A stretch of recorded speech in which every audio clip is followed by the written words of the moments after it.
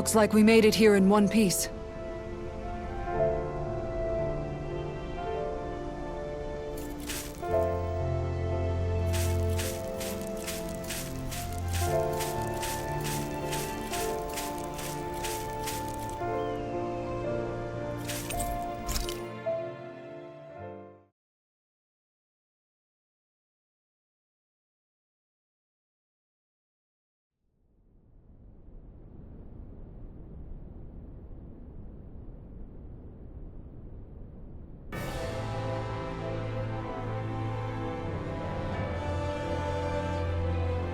Well, it's the moment of truth. This lady better hold together once we're up in the air. Law, don't say that! You're going to jinx us! Speaking of which, Alphen, this bucket of bolts got a name? A name? You know, I'm not sure she ever had one. I never really thought about it. Well, after all the trouble we went through to find her, we should give her one, right? I was thinking something like... Fall Knights. Huh? It means owl in the ancient tongue. Literally, the one drawn to the skies.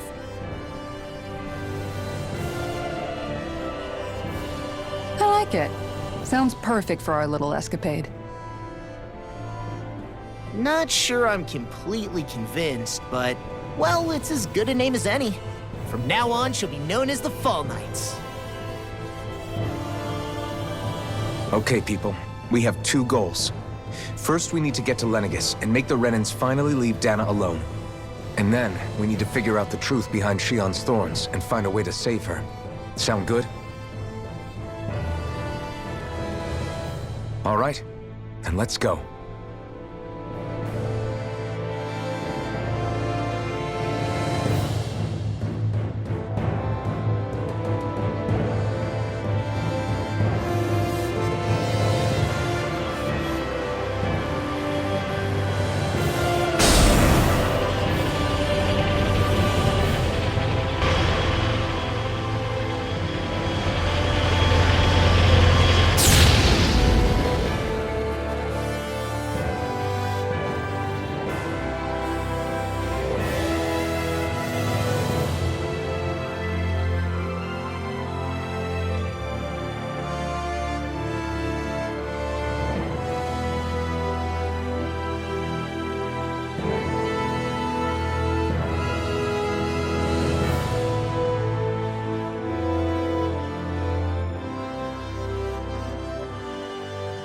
You know, I can still hardly believe it.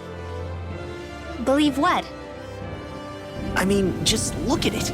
The whole of existence, crammed inside a tiny frame. Now that you mention it, I guess you're right. It does look more like a painting than a living, breathing world.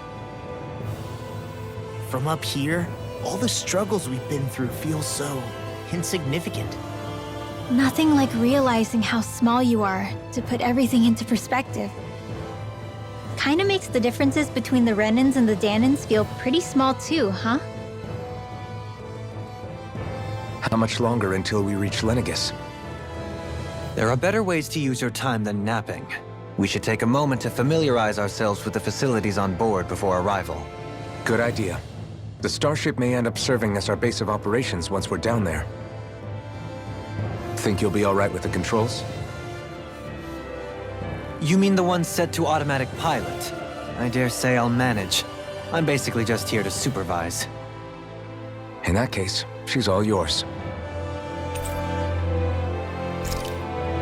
Everything okay, Shionne? You seem a little different. Different? Like in a bad way different? No, not at all. You seem more driven lately, like you found a zest for life. It suits you.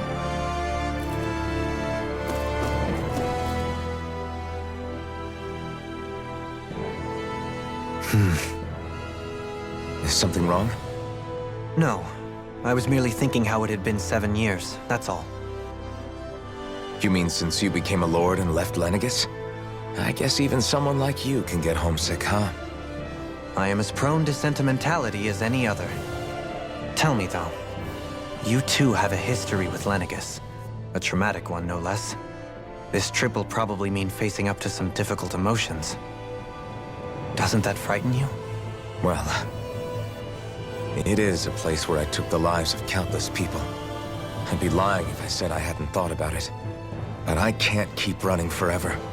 The past is what it is. There's no changing that. But the future's what we make it. I see. Dohalim? Forgive me. I was wrong to pry. We have more pressing matters to address. Come back and speak to me when you've finished looking around the ship.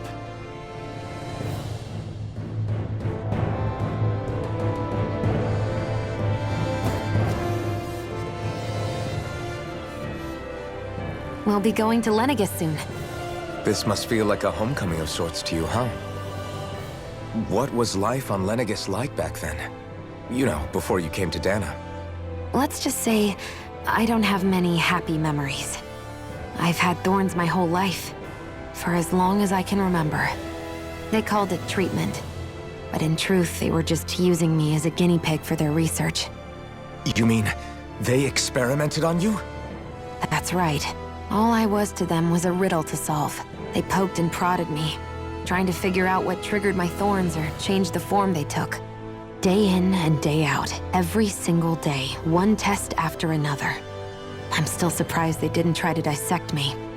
The look they gave me whenever one of them touched my skin. How could I forget it? Reeling from the pain, like I was a monster or something. Some existence, huh? A blight on any I touched.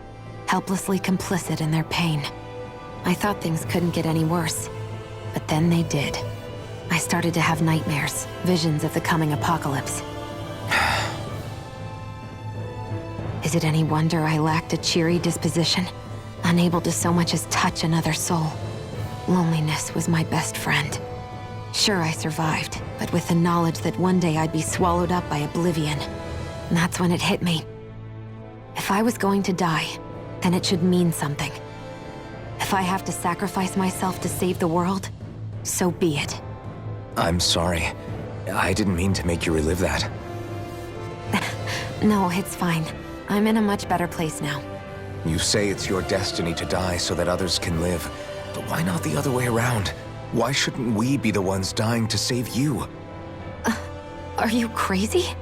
Why would you sacrifice your life for... That's exactly my point.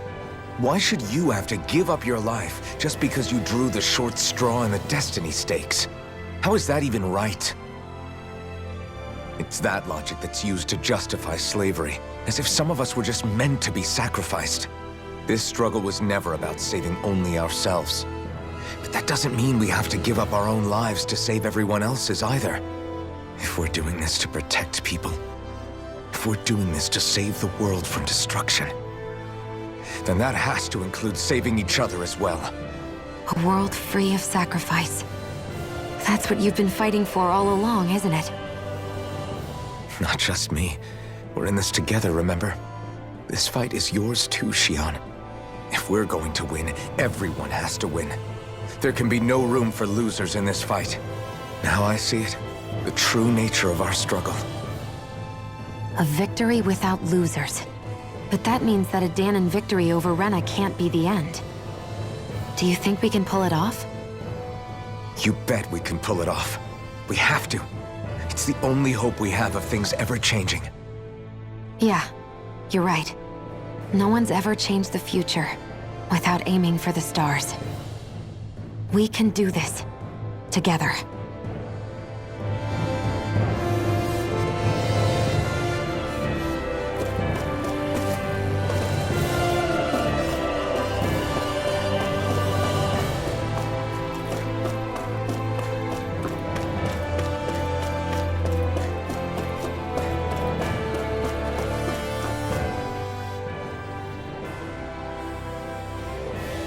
You okay?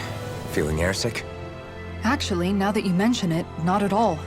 These starships are a remarkably smooth ride, all things considered. Nothing like being at sea, thank goodness. Glad to hear it. That device there caught your eye, huh? I was just wondering what it is. It looks big enough to fit a person inside of it. It's a healing pod. It fixes injuries and illnesses. Oh, you don't say. That should definitely come in handy if any of us get injured while we're down there. Alphen? Was it something I said? No, I was just thinking back to when I escaped Lenegis, that's all. What with the ceremony and losing control, I was a total mess. Naori laid me inside here. So, you're saying you got in this thing straight after escaping? But that mean you were inside for 300 years? Yes, it sounds crazy, I know. But don't even ask me why I stayed asleep all that time. That's definitely quite some lie-in, all right. But still, whether you meant to or not, I sure am glad that it's this century that you finally woke up in. What do you mean? With the amount of fighting we've done, we would have never made it this far without you. And not only that, but... Alphen, can you recall back to what it is that I said to you? Back when we left Menancia? About the dream of coexistence, and needing to learn what it entailed? Of course. That's why you came with us, right? To learn what you couldn't at home. Even in that time, I was well aware that what I was living was a lie. But at the same time, I also felt really compelled to fulfill my brother's wishes. I'll always remember him fondly. But the coexistence we're fighting for isn't for him. It's for people now, and those still to come. The world's bigger than just Menancia. My dream is for all Dahnans, wherever they might be, to be free. If I've learned anything on this journey, it's that. And the one who brought me along was you, Alphen. I'll forever be grateful to you.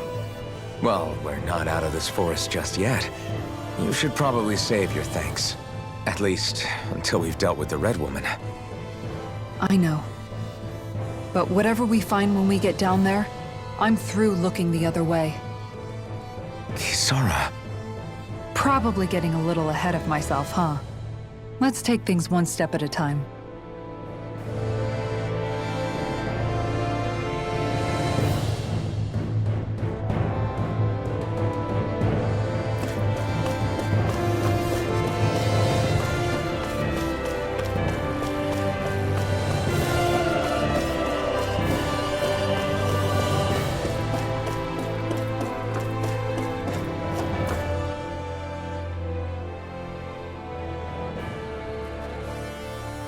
Hey, Alphen, listen to this! So Law and I were just talking and... Hey, shut up! What's got Law all flustered? Only that he's afraid of flying, the big baby. And after all that fuss he made about naming the ship, too. Hey, I never said I was scared. I just think it's, you know, a little unsettling how we're going to be cruising through space in a glorified tin can. That's all. It's a starship, dummy. That's what it's supposed to do. I don't think there's anything strange about it. Well, maybe you're the one with the problem then. Guys. I'm no expert, but I think we can trust Renan technology. It got me to Dana in one piece, remember? Oh, that's a good point. If you think so, Alphen, it must be okay. Don't you agree, Law?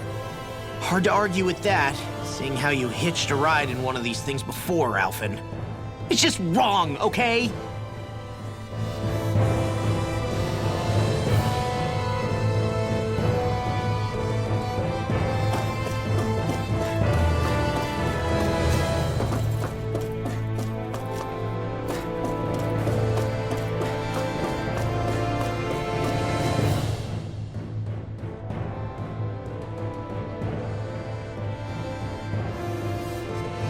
Is everyone about ready?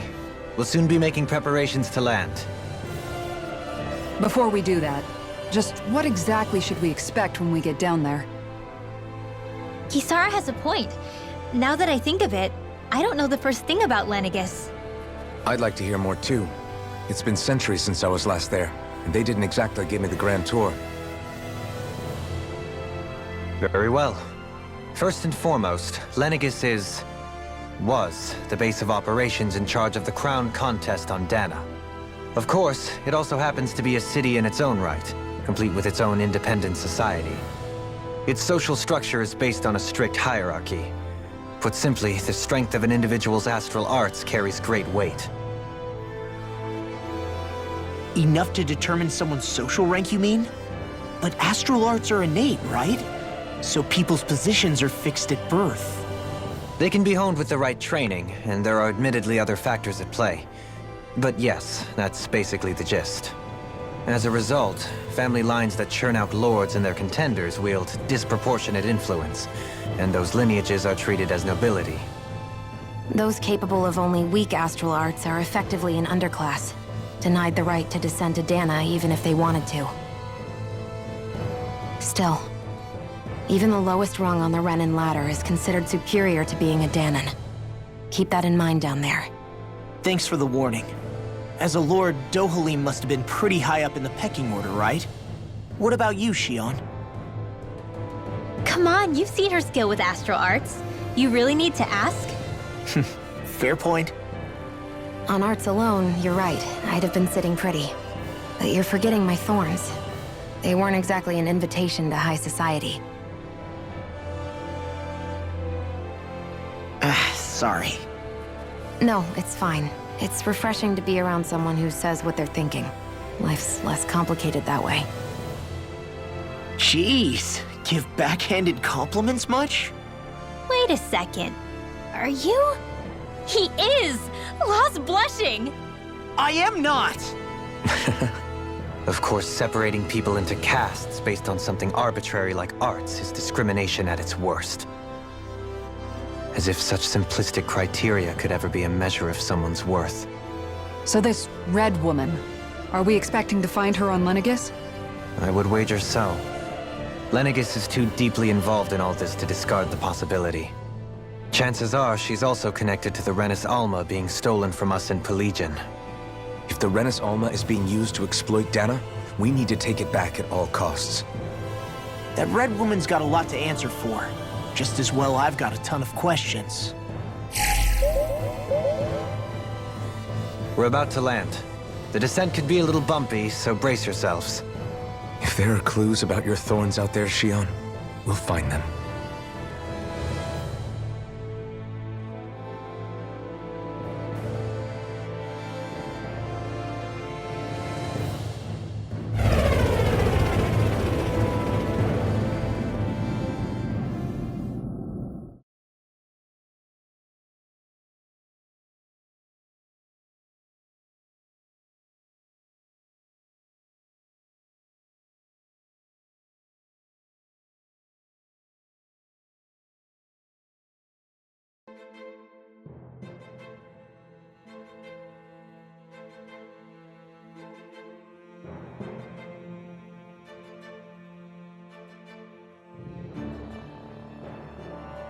There's no one here. I wasn't expecting a welcome mat, but still. Lenegis's infrastructure is largely automated. Besides, people won't be expecting incoming traffic while the crown contest is still underway. Do you think anyone realizes that we're here? We may not have received a royal welcome, but I doubt our entrance went unnoticed. Don't let your guard down. I really hope we don't have to fight anybody while we're here. So now what? We've come all this way on a hunch that this Red Woman is here, right? And if we're lucky, the Renis Alma too. Any idea where we should start looking? There is an area of the city that is accessible only to the Sovereigns, known as the Forbidden Zone. That seems as good a place as any for us to start. Forbidden? What are they hiding? I don't know, hence my desire to find out. Fortunately, we just so happen to have a Sovereign in our midst. In any case, changing the shape of a huge structure such as Lenegis would have required an immense source of power. Then you think that source might have been the Renis Alma? Precisely. Alphen said that he remembered the Renis Alma being used in the spirit channeling ceremony 3 centuries ago.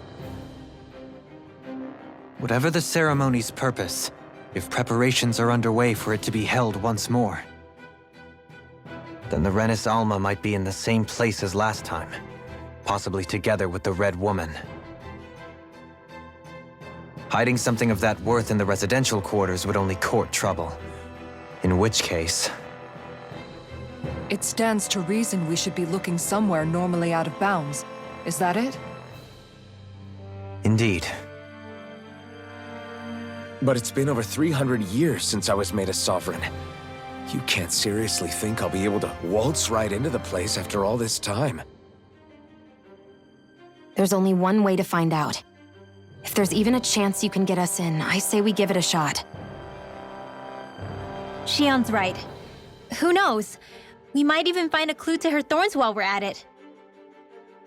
All right. It's not like we're swimming in leads, so let's try to track down the Forbidden Zone.